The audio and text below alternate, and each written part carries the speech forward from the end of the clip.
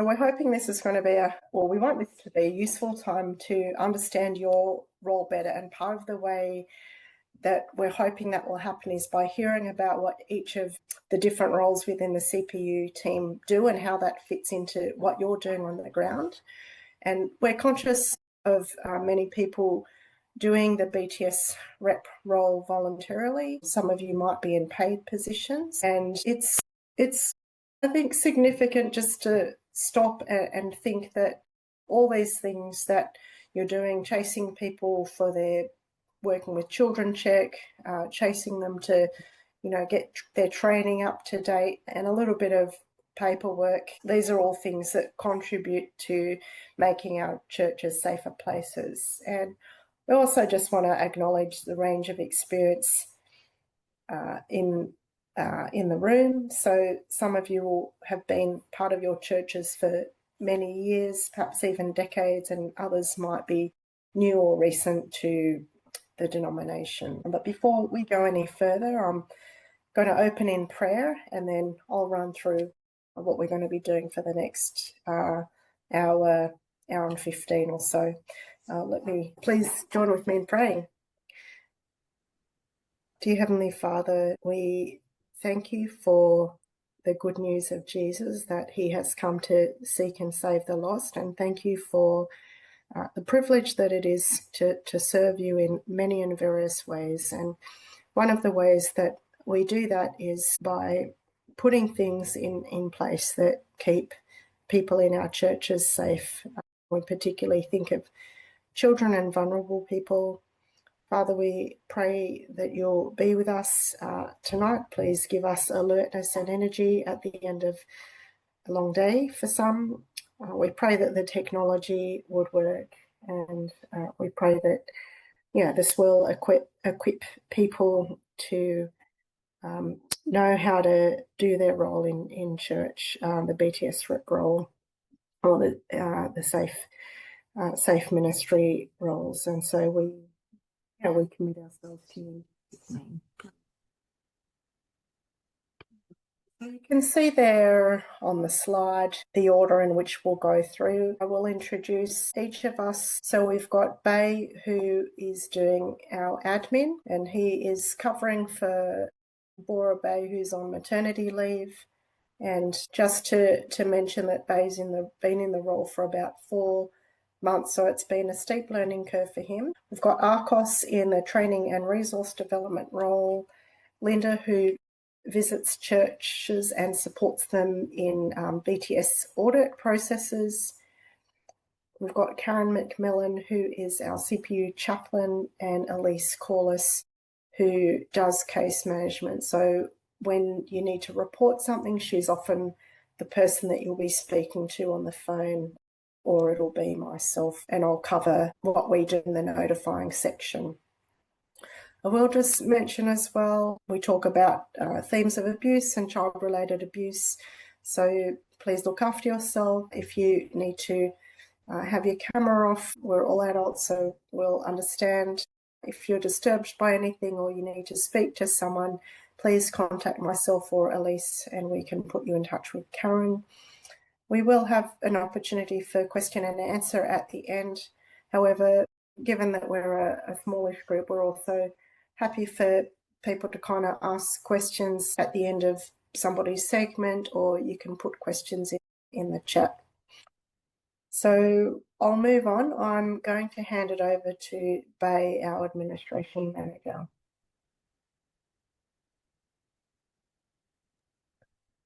Thanks for that, Vera. Yeah.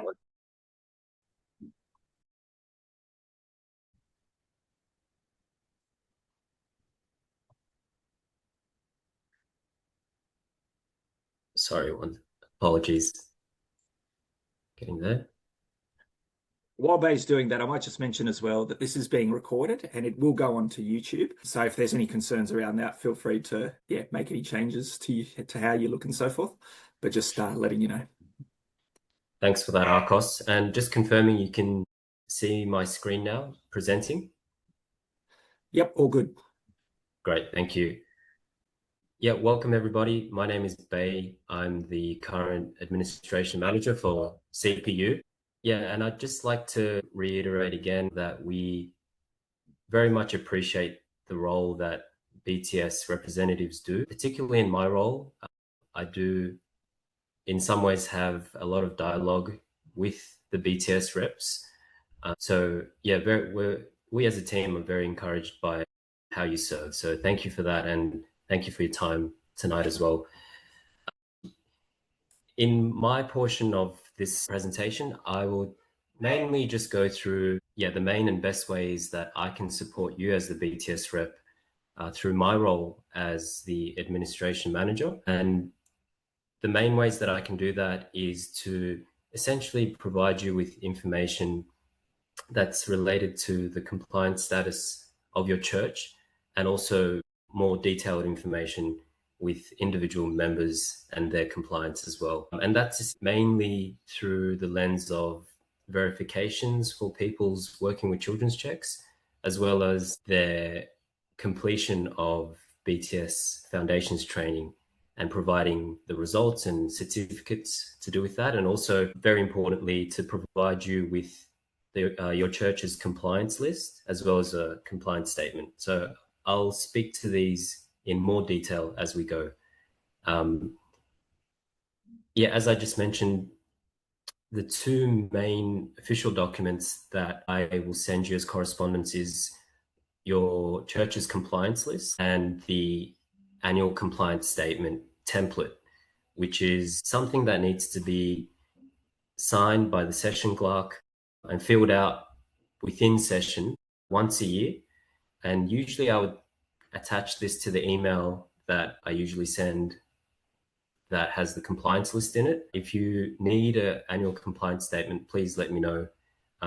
Feel free to reach out to me whenever and I can send that across to you. And I will go into a bit more detail with these documents. The compliance statement just essentially acknowledges a broad range of acknowledgements to do with safe ministry and BTS conduct. And as I mentioned, this would usually be filled out during session by the session clerk and signed and returned to us once a year. The compliance list is something that's probably most relevant for BTS reps. It essentially just shows you all the people that we have on our records that are serving with children or vulnerable people at your church. And the list is separated into two sections: safe to work and not approved to work, which I'll go through in more detail. The compliance list also shows a little bit more information on individuals as far as which ministries they serve in or which teams, whether it's music or creche or Sunday school. That information we try and keep updated as well, based on what you tell us. So within that compliance list, for someone to be listed in the safe to work section, there's only two requirements. Firstly, that person needs to have a valid working with children's check or equivalent if you are in a different state or territory. And most importantly, that has to be verified by us, CPU, and that is a legal requirement. The best and most efficient way to register and verify a working with children's check with our team is to do it through our website, breakingthesilence.org.au. And that is the official protocol. Previously, there have been instances where the BTS rep or even the minister at the church would email through people's working with children's check information. We've stopped doing that for some time now. You could understand that, the most efficient and accurate way for us to verify working with children's check is if people register through the website. And so that's the first part. The second thing that someone needs is valid BTS Foundations training, which needs to be completed every 3 years. So currently for someone to be valid for BTS training, they have to have done training in the last 3 years. And I'll speak to that a little bit more. I just wanted to show you on our website where people can register or verify their working with with Children's Check. And the screenshot that you're looking at is actually the homepage of our website, which was recently improved and revamped by Arcos, my colleague, our training manager, who has made it as user-friendly as possible, with all the information, important functions and information that BTS reps or anyone would need right on the homepage. So as you can see, all you have to do is click on the Verify Working with Children's Check button, and it takes you through to registering that number. This is just an example of the BTS training certificate that people receive after they pass their online foundations training. This is something that we send to BTS reps. So BTS reps will be CC'd on most of the important correspondence that we email out to individuals, just so that you can keep records on your end as well, if that's something that you do. So you will receive certificates of the members that have completed training online from your church, and you'll also you'll be CC'd on the email that goes out once we verify someone's working with Children's Check. So you should have both that information just for your own records. So my role as the administration manager, we also support SRE. It's just a sort of minor function of our role. We support the special religious education function of Presbyterian Youth New South Wales in a small capacity in terms of just helping with working with Children's Check verifications and providing BTS training information and issuing SRE cards. So if you had questions about that, you can email me, and most likely I'll put you through to the SRE team for more information. This slide just shows you some important documents and posters and info sheets that we have available on our website as part of our resources. Some of these posters and documents should be displayed at church. So you can download this from the resources page, which is circled at the moment on this screenshot. And Arcos will speak to this a little bit more later on, but that resources page is extremely useful. There's a ton of, again, documents and info sheets and posters available through there, and it's all organized neatly, and there's all forms, young helper forms, job descriptions, everything that safe ministry would need at your church. So I encourage you all to go into that resources page and have a look around.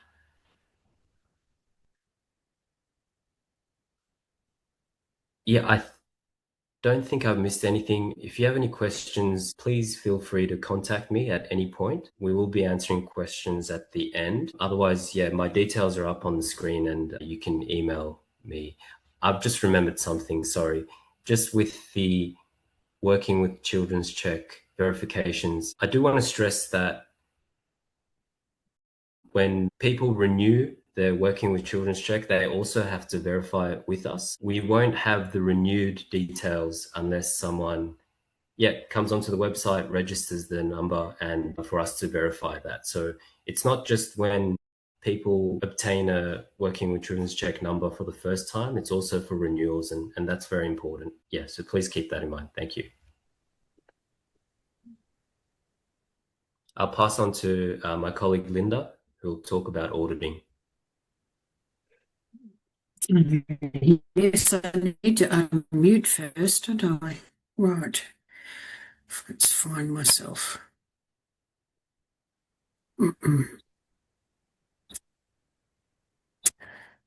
Yes, good evening, Arcos. You've unmuted me already. Thank you. I will have to ask Arcos to move the screens along. Unfortunately, where I live, things are not working so well. So what I will do is just ask him to move it along. And just go to from the current slide. Okay. Right. All ready, Arcos? Can you hear me?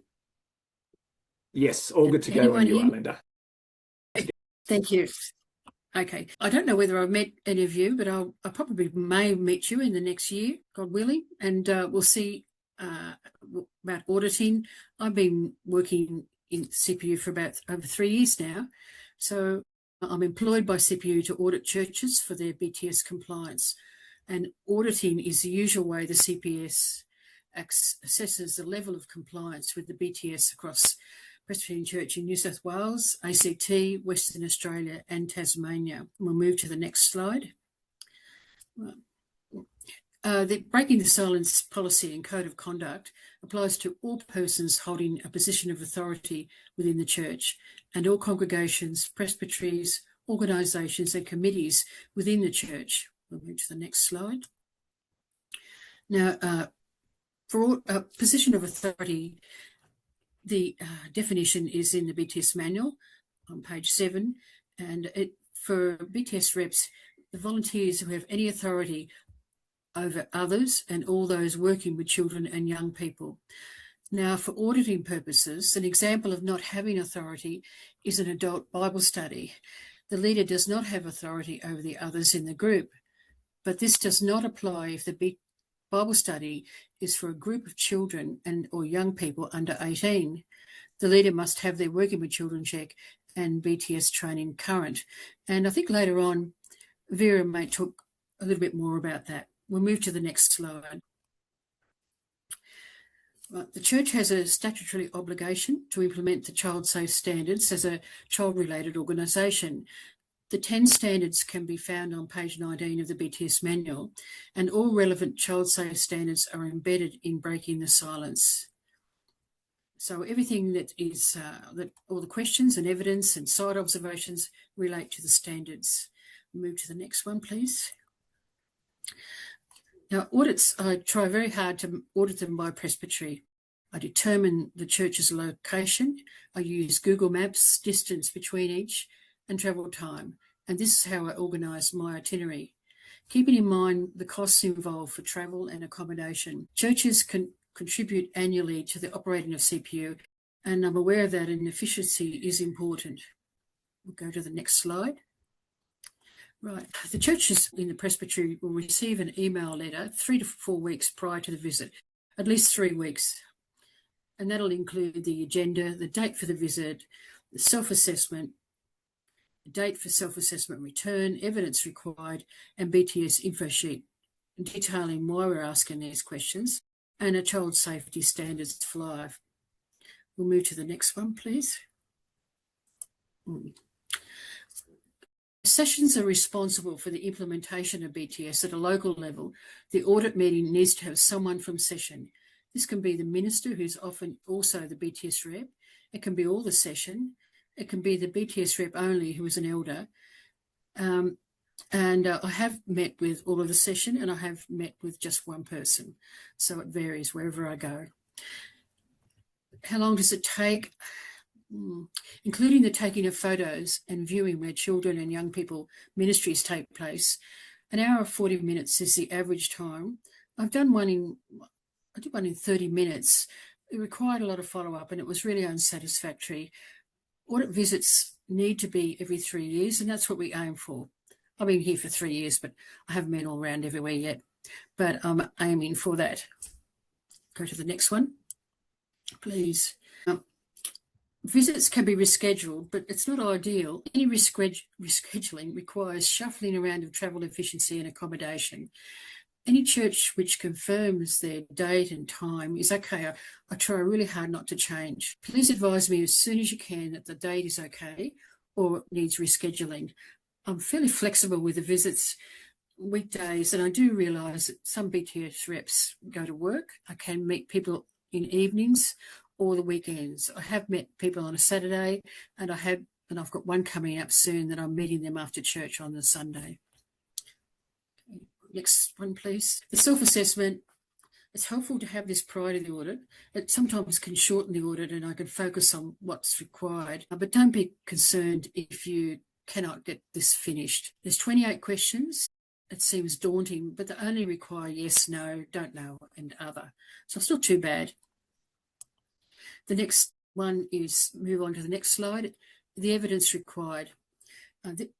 This is helpful if you can send the evidence prior to the audit. Mostly the session minutes. And an example, the session has reviewed the latest edition of the BTS manual. Session has reviewed the code of conduct within the past 12 months and noted any changes to point 11. The practices of selection and engagement of people into church-related roles will be discussed, and evidence may be discussed as well. Session minute listing all those working, all the roles, and the people working with the children and young people, and the full names of persons appointed to them, and also the appointment of the BTS Rep. This is really important. A lot of people send me a list, and then when I check it, some of them are not up to date with their Working with Children check or their BTS training. So it's good if the BTS Rep can provide the session with the list, or go through the list with them to make sure all those people are up to date. I'll have a look at a copy of a job description. Some people do their own, and I might look at those. A copy of the signed Young Helpers Agreement, if that's required. Can we move to the next slide, please? I forgot to mention that in the last slide that some people send the photos, and that's really good. I don't have to go around too many places, but I usually do go and look at the area where the children have their ministry. So I ask about the overview of the ministries: worship services, creche, children's ministries, youth ministries, Bible studies, other ministries such as playgroups or mainly music, camps if you have youth camps, and very rarely overseas ministries that children go on. And what I'll ask is how many leaders are present. That requires at least 2 leaders, adult leaders present. Whether you have signed job descriptions, are there any leaders helpers under 18? So you'll need a young helpers agreement. Do you keep attendance records inclusive of the leaders on the day? Do you use registration forms? And I ask about the vicinity of the toilets. If the toilets are line of sight from the children's ministry area, then it's usually not a problem. But I will ask about the toileting procedures for those where the toilets are outside, and what do you do? How do you deal with the children when that happens? Go to the next slide, please, Arcos. Then again, with youth ministries, a number of leaders, and I usually do ask how many people attend as well. Male and female leaders. Do you use signed job descriptions? Attendance record inclusive of the leaders, registration forms, you use those, and again the vicinity of the ministry that occurs, but toilets are not such a big issue. I ask about outside activities. Do you use risk assessments, or do you get permissions notes signed? Next slide, please, Arcos. I look around the premises, also if you haven't already sent me photos of the posters, and Bay had some photos of the posters that are required, and the pamphlets, policy and code of conduct, and speak out and seek help need to be available for the congregation. Usually they're at the front of the church or on the welcoming table when the premises are leased. And I have a look at the areas used by the children, and I can't ask you to change the walls or change the doors or anything, but I may make a recommendation in regards to possibly think about putting glass in certain doors. A lot of people are doing that now anyway. And I have a look at where the children's posters are displayed. Sometimes they're put too high and they need to be down lower, but we're hoping this year possibly to have posters for youth and also for children in primary school age. Could you move on, please, Arcos, to the next one? At the end of the meeting, not straight away, it'll be a little while afterwards, I will send you a report, general information and a narrative about the things we've discussed and what needs to be followed up. And on the second page, there will be a list. I'll just tick all the ones that are completed and tick the ones that evidence is still required. And I'll put a date there. I'm asking you to provide that by that date. Usually I ask when the next session meeting is, and that's helpful to hopefully it can be provided after the next session meeting. We'll go to the next slide, please. Whatever happens, really try hard I know it's really hard chasing people up. I'm very much aware of it, but have their current Working with Children check or the different states what's required and their BTS training up to date. And that's all for me. any questions, or you can ask at the end. Or I know Karen is next. Thanks, Linda. My name's Karen McMillan, and I'm the CPU team chaplain. Just as a little bit of background, with my husband Sandy, I was in pastoral ministry for over 30 years. I'm one of the team of Jericho Road chaplains, so as well as being the CPU chaplain, I also work 1 day a week at Westmead Children's Hospital as a chaplain. Next slide, please, Arcos. So when someone contacts the CPU, it is because they're concerned that something that's not right has happened. And often the situation is deeply troubling and can be very unsettling. And it can be really complex and sometimes confusing. Often people feel really overwhelmed. So as a chaplain, my role is to give emotional and spiritual support. I do this by providing a safe, unhurried listening space. By listening with acceptance and confidentiality, my aim is to help each person find continued healing and growth in Christ. A lot of people find it helpful to talk with someone who is completely outside of their usual network. The way I provide chaplaincy care is most often by phone. From time to time, I meet people face to face. Chaplaincy care can be provided for the person making the notification, for the person who has experienced the abuse or those close to them, or for anyone providing support in the situation. Next slide, please, Arcos. When a person contacts Vera or Elise with a notification, chaplaincy care is offered. Vera or Elise then make a referral to me to provide chaplaincy care. So after receiving a referral, and this may be a few days after, because I'm only actually employed the 1 day a week, which is usually a Wednesday, although there is some flexibility. So after receiving a referral, I usually text or email the person to introduce myself and to work out a mutually convenient time to call. Chaplaincy care may be one-off contact, or more often I walk alongside the person, so to speak, offering prayer and support throughout the process until the person no longer feels overwhelmed and has other supports in place. And most importantly, is assured that God is with them. So that's my role as CPU chaplain, and I'll now hand over to Arcos, our Training and Resources Manager. Thank you. Thanks, Karen. And hi, everyone. As Karen mentioned, I'm Arcos and I'm the Training and Resource Manager for CPU. As my title suggests, I oversee things such as the BTS Foundations training and BTS related resources. Like others on the team, I obviously work for CPU and my days are Monday to Wednesday, but if you need to contact me aside from that, I work for Jericho Road in another role. So I can be contacted all week, and I aim to get back to people within 24, 48 hours max. So in this short presentation, I just want to talk about two things. Firstly, training, especially the BTS Foundations training, and that's been mentioned a couple of times now, and then about the website and other resources on the website that you should know about. So when it comes to BTS Foundation training, there are several key things you should know, and some of these have been mentioned, so hopefully this will be a good reiteration of them. Now, our policy, is that you need to renew your full BTS Foundation training every 3 years.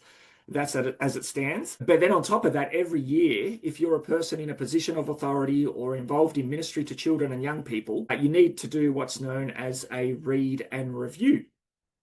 Now, this is a review of the BTS policy document, which is not a big document by any means, and the code of conduct, which tells you what you can and can't do in a safe ministry environment. Now, thirdly, anyone can renew their BTS Foundations training, the big training, individually via the online course on our website. But if you do want to make it more interactive, you could show it to a group, so as in show the videos to a group to allow for discussions and questions. But just be sure to use the proper attendance sheet, which I'll show you where you can find this on the website in a moment. But just take note that we want you to use the proper attendance sheet, which has all the columns of things to be filled in, such as the person's signature, person's mobile phone. And a hot tip is to make sure people fill it out at the end of the session. I was recently running training. I was doing a live training, but it had the attendance sheet, and people filled the attendance sheet out at the start. This was at a particular church I was at. And then I noticed some people were just leaving throughout the session. And I'm like, you know, in good conscience, I couldn't actually tick them off as being having done the training, but I didn't know who they were. So hot tip, if you are running training, make sure that you pull out the attendance sheet at the end and get them to sign it once they've finished, or once you've finished the training. Now, as mentioned, I do in-person training. So in-person training is available for myself, or there is at least one other trainer available to lead a session at your church. Although due to time limitations, we can only do a few each year. So if you are wanting to take advantage of live training, be sure to get in early. Otherwise, we are in the process of growing a number of local trainers, usually ministers or BTS reps, who are happy to lead a session.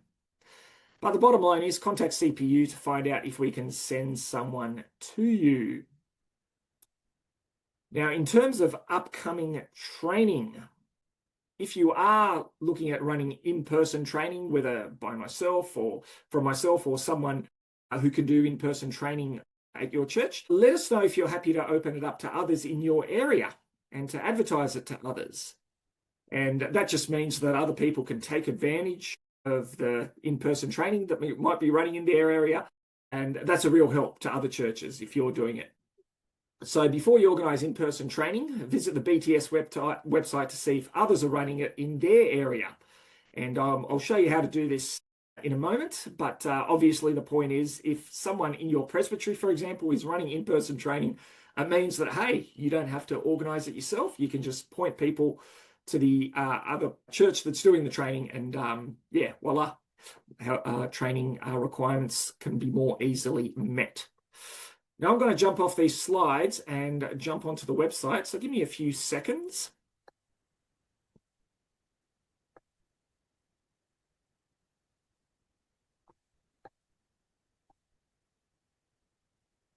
Okay, can people see the website? Can someone just yell out, because I can't see anyone? Yes. Yep, too easy. All right, so when you come to the breakingthesilence.org.au website, this is what it looks like. I'm guessing a number of you have been there already, but if not, what we've done is we noticed that the three main reasons people go to the website was to do training, to verify they're working with Children Check, or to chase up resources. So this is all on the homepage above the fold, as you can see. So we're trying to make it as simple as possible. There's a little bit of a video here, about just under 2 minutes. Vera just gives a bit of a background to Breaking the Silence, so that just helps people, especially if they're visiting for the first time, to get a bit of background. So let's say you do want to do training. Click on the training tab or training button, and you'll notice that it takes you to the training page. And again, very simple, or hopefully very simple. You just select the one you want. Do online training, view upcoming in-person BTS training. If you are doing in-house training, this is for you. So I'll just take you there for a moment, I should say. And this just has a full page of step-by-step what you need to do, sort of a paint by numbers, cookie cutter, everything that you need to do to host in-person online training, as in you're gathering a group of people together and you're just showing the videos. So everything you need is there. So that's one to remember. Read and review training, as I mentioned, that needs to be done each year if you're a person in a position of authority or working with children and young people. And again, it's very simple, just takes you there and you can download it. And the final one I just wanted to show you about is in-person training, view upcoming in-person training. And so if you look at this, if you are happy, or if churches are happy to put their in-person training up, then I put it up here. And as you can see, there's one coming up. If you're anywhere near Tukley Presbyterian Church, otherwise there'll be others up here as well. So bottom line is, before you organise one, be sure to check this page out and see if somebody has already got in before you. All right. Now, let me just go back to the, excuse me a moment while I get back to the PowerPoint.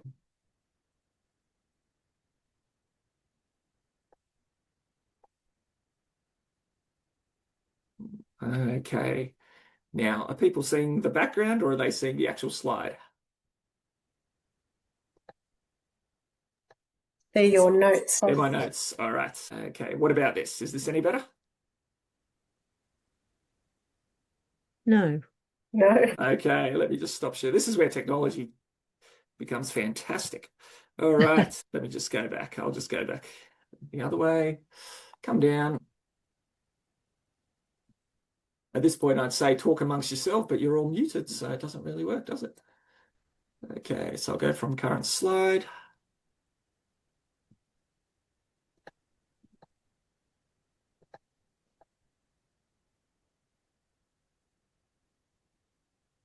Slideshow.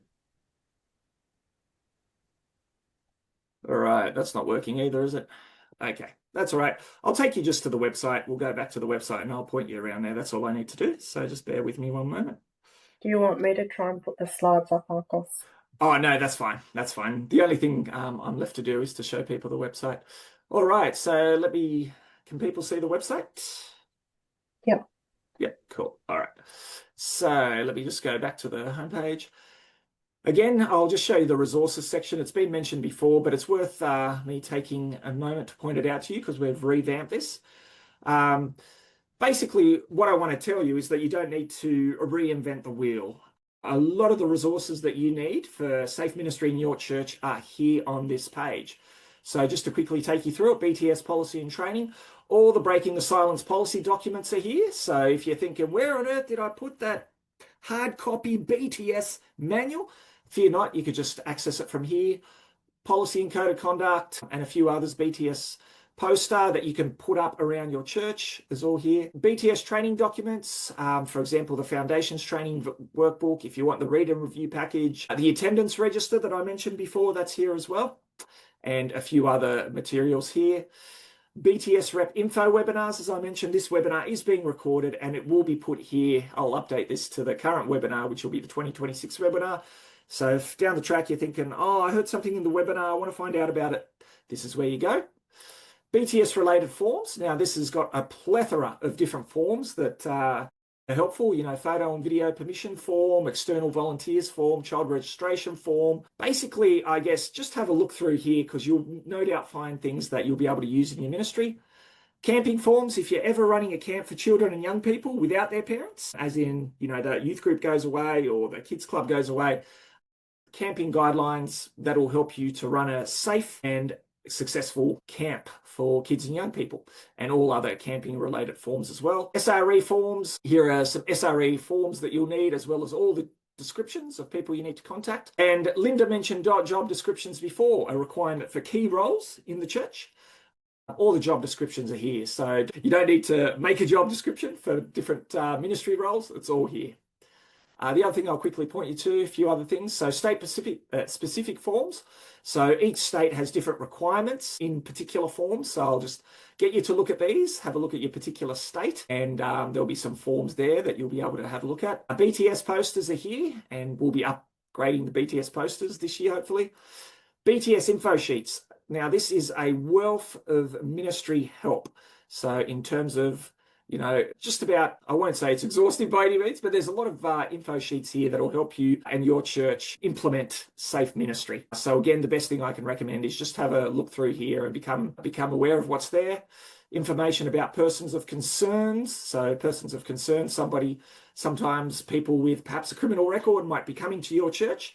There's a policy here as to what you need to do to be able to integrate them safely.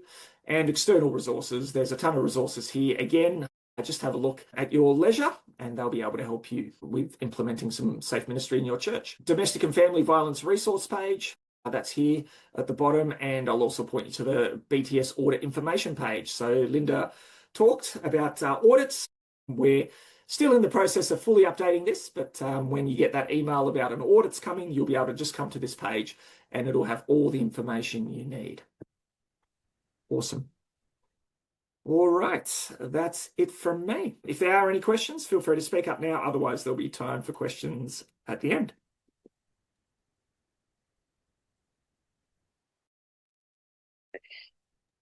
It's not.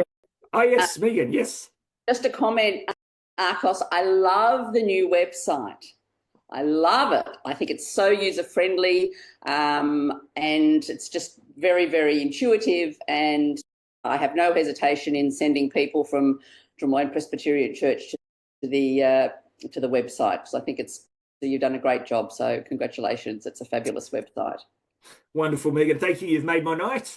That's always good to hear that sort of feedback. On the flip side, if you do have other feedback with the website, or if you want to see a particular resource there, feel free to contact us as well. All right, now I believe I'm handing over to Vera. Okay. Right. I'll just share my screen. Am I sharing the right screen? Yeah. Okay. Wait. Yeah, good. So I'm going to talk about notifications and hoping this will demystify what happens when you contact the CPU to report an incident. So in the training, we tell people to contact the CPU, but what does that actually mean? And if you're a BTS rep, your main responsibility is knowing who to refer that person to when issues of abuse arise. So I'm going to cover the who, what, where, why, and how of notifying. So firstly, the who needs to notify? So anyone who's in a position of authority or working with children and young people. However, I will say anyone in your church who has concerns about abuse is welcome to contact the CPU if they're unsure of what to do. And this means that it doesn't necessarily need to be the minister or the session clerk or the BTS rep notifying. It could be a youth group leader or a kids church leader, for example. What do you report? So the scope of what needs to be reported is covered by the BTS manual, and it's called a notifiable circumstance. So that is BTS terminology. And this is the definition from the manual. So any fact, circumstance, allegation, notification, knowledge, verbal advice, basically any information that is directly or indirectly related to abuse, and all allegations or complaints or reportable allegations. And reportable conduct is a specific terminology from the Children's Guardian Act. And the thing about, I guess, this definition is it's extremely broad and it could encompass almost anything. A notifiable circumstance may identify someone who is currently or has been a member of the church, or someone who is currently or has been in a position of authority within the church, or it could be a current or ex-employee or ex-student or a current or ex-volunteer or a third party. So why do you need to report? 3 reasons why. One is we want to ensure that all mandatory reporting has been considered, and by that I mean mandatory child protection reporting that might be criminal in nature. We want to ensure that any risk has been considered and that there's things in place to manage that risk. And thirdly, we want people who are disclosing or people who are managing that situation to have the best information, support and advice that's relevant to the situation. So if you're not sure about something, as a general rule, we would encourage you to contact, just to even use Elise or myself as a sounding board and work out what to do with the information that somebody has shared with you or that you've come to know of. So these are different examples of situations you can notify, and these are all different categories of harm outlined in the BTS manual. So you can see them all there. And there are other agencies that you may need to report to. So that might be the police, it might be in New South Wales, our child protection unit is called Department of Communities and Justice. Because we cover other states that have child protection matters, they need to report to their state-based child protection unit. And in New South Wales, we may deal with the Office of the Children's Guardian, but that tends to be something that Elise or myself will do on a church's behalf. So I've just got a few scenarios here of things that you can have a think about. Is this something that you would contact the CPU about? And I'll just give you a moment to read those.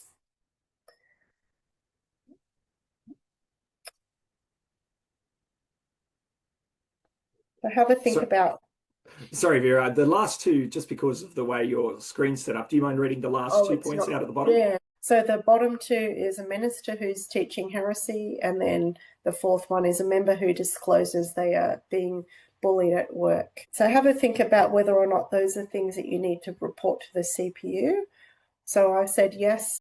A child who draws a picture of a man attacking a woman in a Sunday school class, I would report that to the CPU. So a Bible study group female member who discloses to her leader that she's being forced to do things she's uncomfortable with by her husband, I would report that to the CPU.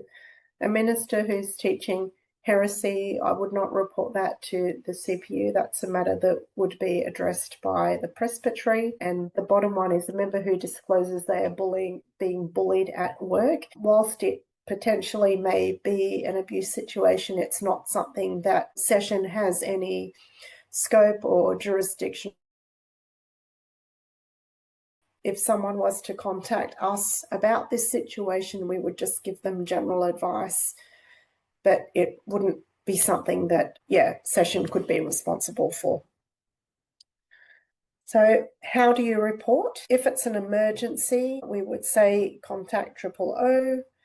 If it's a case of risk of significant harm or child abuse, you make a report to the Child Protection Helpline.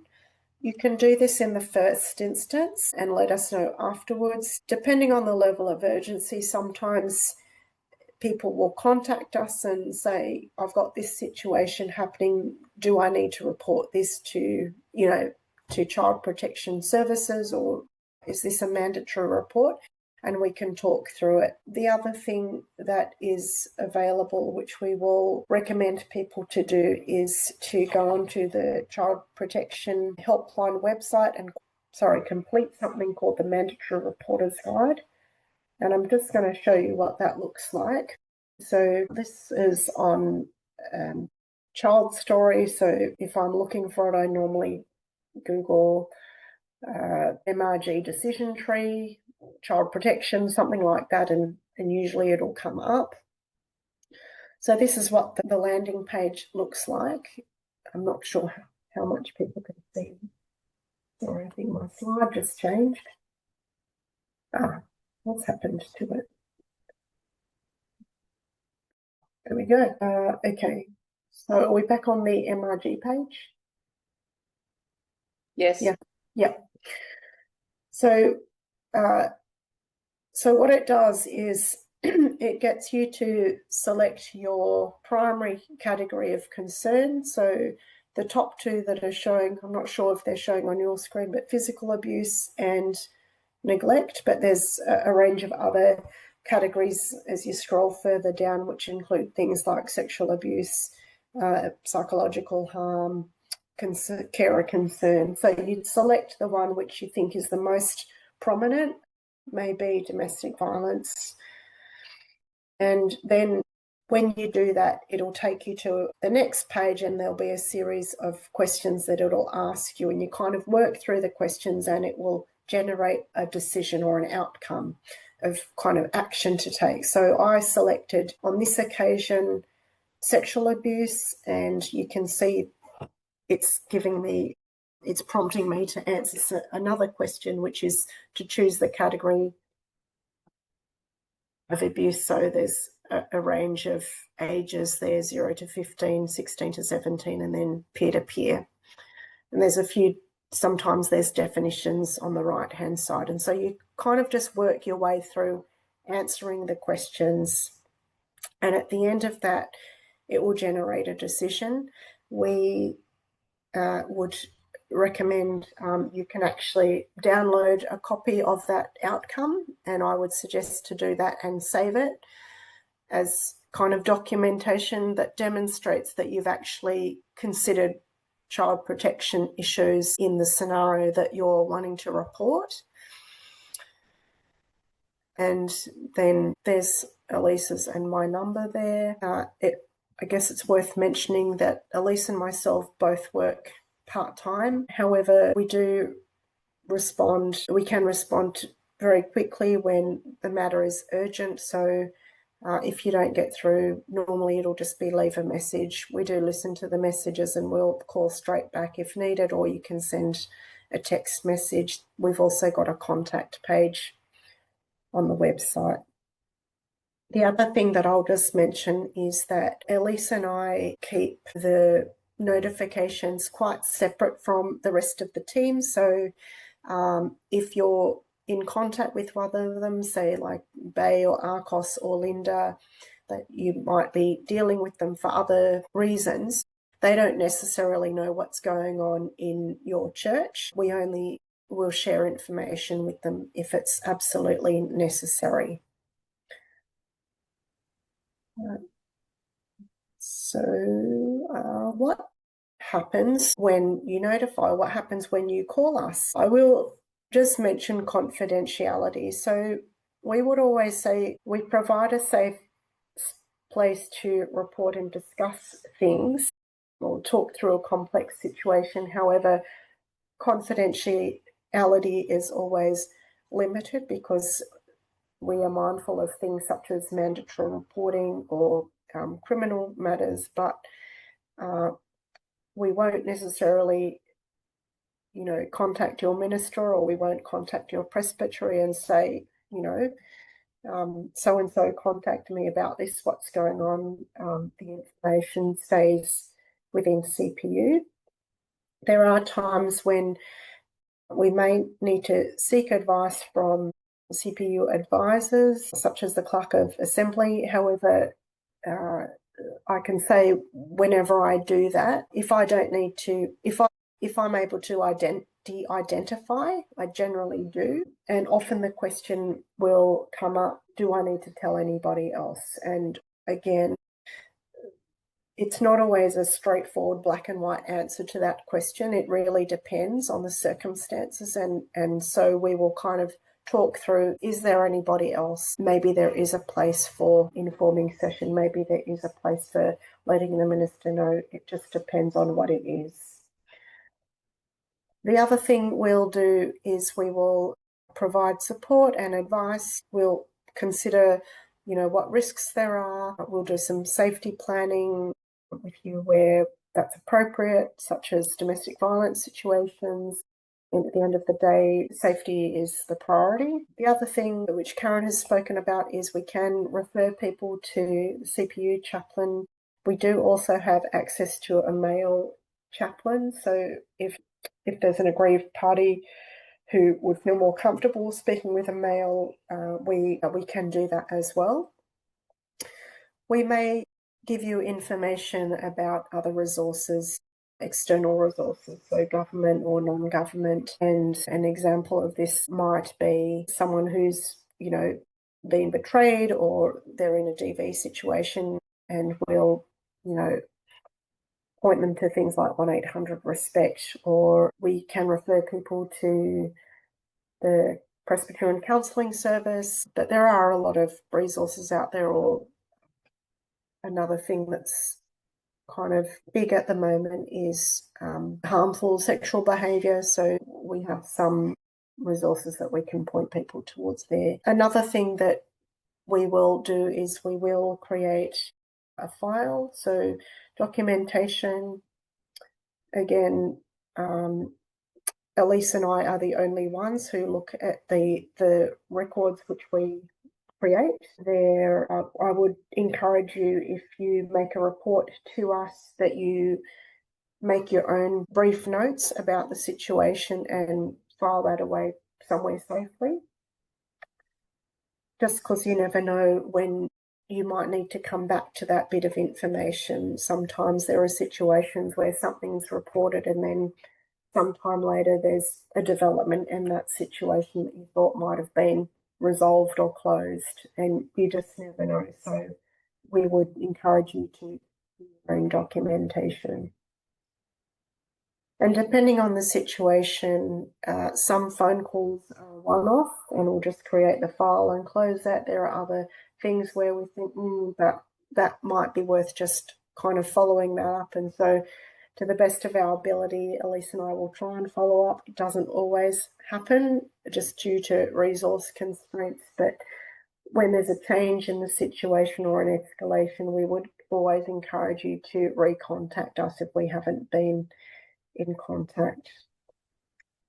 So I'm nearly at the end of what I have prepared, but something that I did want to mention is we are going to be running some training events this year. So in May, we'll be facilitating a trauma-informed care webinar, and we're pretty excited about that because there are people in your congregation who have experienced trauma, and it's really helpful to gain an understanding of what that is, how does it impact that person, so that as we're doing ministry to that person, we can do it in a kind and thoughtful and sensitive way. So keep an eye out for that on the website. We will advertise it in the newsletter, although it's on the 6th of May, so I'm just thinking our newsletter's going out around May, but we will put it on the website. We'll get the word out somehow. The other thing that we'll be doing this year is online domestic and family violence training, so understanding and responding to domestic and family violence, and that will be happening in June. So yeah, I'm excited about those two things. But we are at the end of the formal part of our presentation. Are there any outstanding questions? I'm just going to stop sharing. Sorry, Vera, just due to technical issues, do you mind if I just quickly go to the frequently asked questions section of the website? Because that will hopefully tell people about it. Sure. So my apologies, everyone, for the technical difficulties before. But if we go back to the homepage, let me just share my screen. Okay, so we're at the Breaking the Silence homepage. We do have an FAQ section, which is to do with, as the name suggests, a lot of frequently asked questions around BTS. Chances are at some point you'll have a question like this. So just go to the hamburger on the top left page. This is how you get there. The menu will come up and then you just click on FAQs.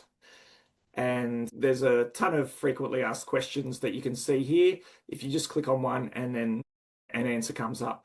So our recommendation is that if you do have a question and it's not in the BTS manual, you couldn't find it anywhere, have a look at the FAQ section. And obviously, if you can't find it here, then please contact us. All right. Thank you. Sorry, just another little bouquet there. The question about, do home group leaders, Bible study leaders, and committee of management members need to have BTS Foundations training? I think that's changed slightly. I think home group leaders, Bible study group leaders were required to, and that's now changed.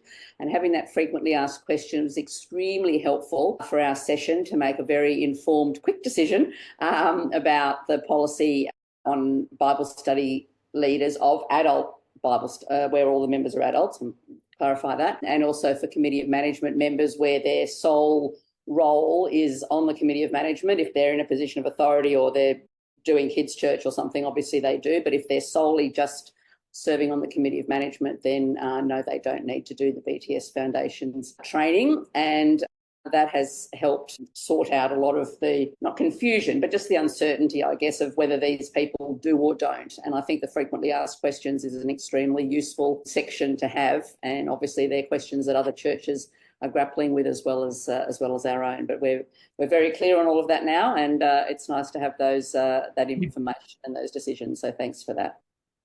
Yeah, thanks, Megan. Maybe the only qualifying comment that I'll make is that if sessions want to require adult Bible study leaders to do the training, that's entirely within their remit. So there is at least one church that I know of that does actually want adult Bible study leaders to do the BTS training and insists they do so. But currently, it's not a mandated requirement. But sessions can certainly mandate it for their leaders, for their adult Bible study leaders. Yep, and I did when I let session know about that change in the Bible study leaders proposed, you can either. And so it was a session's decision at our church. And that's but who's to say they may change the decision further down the track. But at that time, that was the decision that was made. So going with.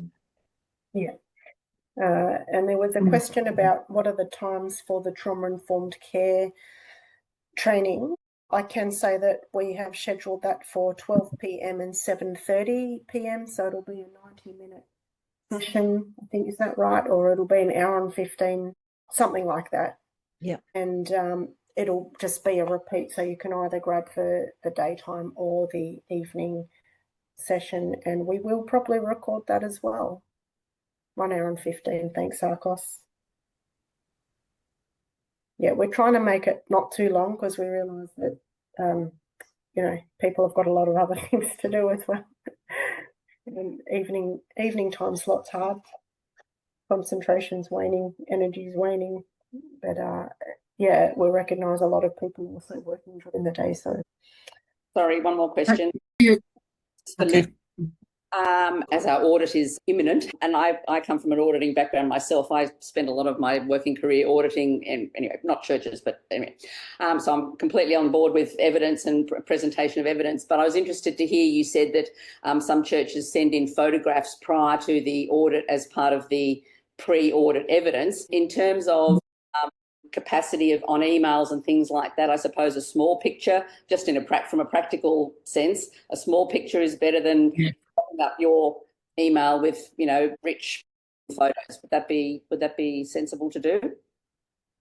Oh, if you can, yes, that would be wonderful.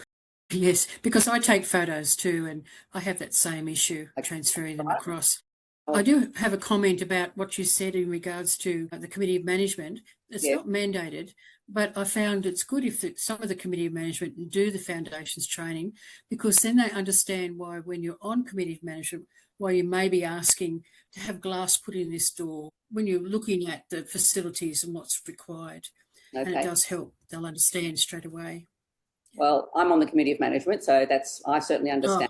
The Minister is the chair of the Committee of Management, so he's on board. So yes, that's just by sheer chance. We do have a few people who do have their BTS Foundations training, but take your point that and I think really we're looking at across, and I've put my name there, so I'm fessing up where you know which church I'm at, but really at upping the level of, even in the non-mandatory areas, encouraging people to do the BTS Foundations training, just as an awareness across the church as an entirety and as a community that cares as a whole for children, young people, and those vulnerable people that come into our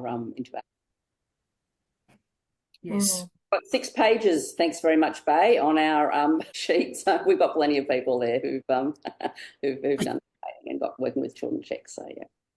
Yep, I saw that. Sorry it took me so long to get back to you, Megan. But yeah, I hope I clarified a few things with my most recent email.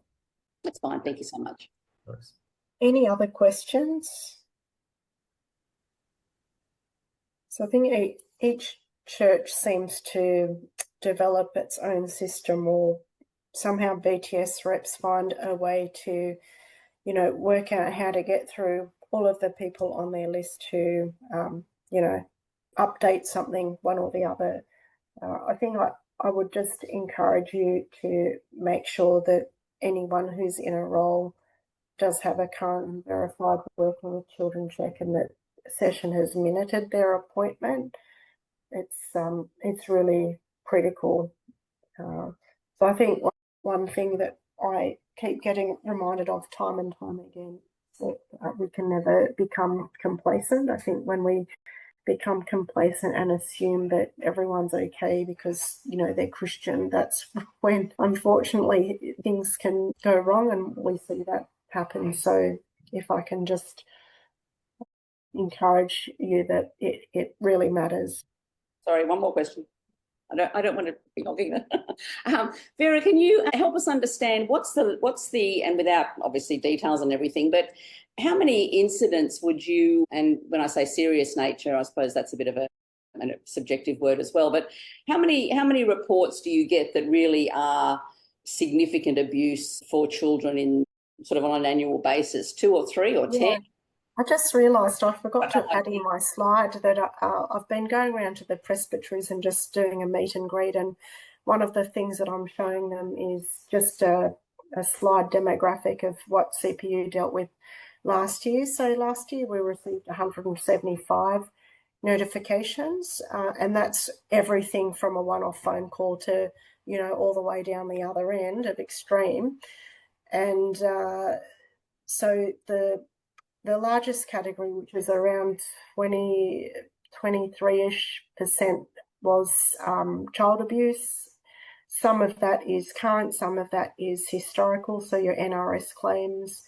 The second category, surprisingly, was other, and I need to drill down and have a look at what comprises the other, but it could be a whole range of things, from like allegations of spiritual abuse, and spiritual abuse is something that is not actually covered within the BTS Code of Conduct. There was a deliberate decision to not include it just because there is no kind of common understanding or definition of what that is. So it's actually something that BTS doesn't address. It becomes a matter that is dealt with either by session or presbytery. And then the third highest category was domestic violence. So I find that actually really interesting from the perspective of, you know, what we see in the news, what we understand of the statistics in the general community. I feel like we also see that playing out in church. So I don't know if that gives you a flavour for things. And certainly there, you know, we know that, well, the framework is there to train people, and not only of what conduct is appropriate, but also to break the silence should they have a child or, you know, somebody else that they suspect might be in a dangerous situation. But I suppose I sometimes have people say to me, oh, but, you know, that sort of thing doesn't happen, not necessarily in our church, but it doesn't happen that much in churches. So it's helpful for me. In fact, it does. And CPU, you know, last year, 175, you know, people felt that there was a need to call. So, or 175 notifications. So that's helpful, just to help people understand how critical doing the BTS Foundation's training and just being aware of all these things as we go through by Sunday. I'm just going to share this slide. Actually, I've found it and just pulled it up so you can see. Yeah, you can see that, right? That slide, the snapshot. But yeah, so that was last year, which is quite a few, given that Elise works 1 day a week and I do 21 hours a week. But that's with both, you know, my main responsibility as director. So it's this plus the director stuff. Yeah, but ROSA. Oh, risk of significant harm. So that's your mandatory reporting. Well, child abuse and risk of significant harm. But bearing in mind the child abuse segment is could be current. Often it's you know, it can be concerns about kids who are coming to youth group. Maybe they're the only contact with the church, and maybe their parents are not at the church. It could be, you know, a family at church. It could be a situation with a play group or a mother's group or something like that. So yeah, and then your historical ones, they will also get put into that section. Yeah. But yeah, and then there's a smattering of the yeah.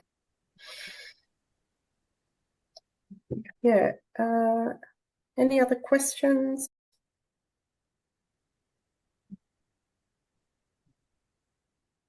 Well, our contact details are on the website. If there's no other questions, I'll wrap up. Thank you again, everyone, for joining. If there is something that you want to ask, we are always open to taking questions. We're going to get back to your question, or actually, Megan, we can just answer it now as well, about how do we get the maximum leverage out of the children's posters. So as Linda was saying, it is on our list of things to do this year to develop some new posters. We realise that the current ones are really only geared towards very young children, perhaps those who can't even read. But I think I sort of see that as like a bit of a background thing. And so some of it will be talking with the kids, maybe at the beginning of the year, maybe at the beginning of each term, reminding them if they have concerns, who are the people that they can talk to, or,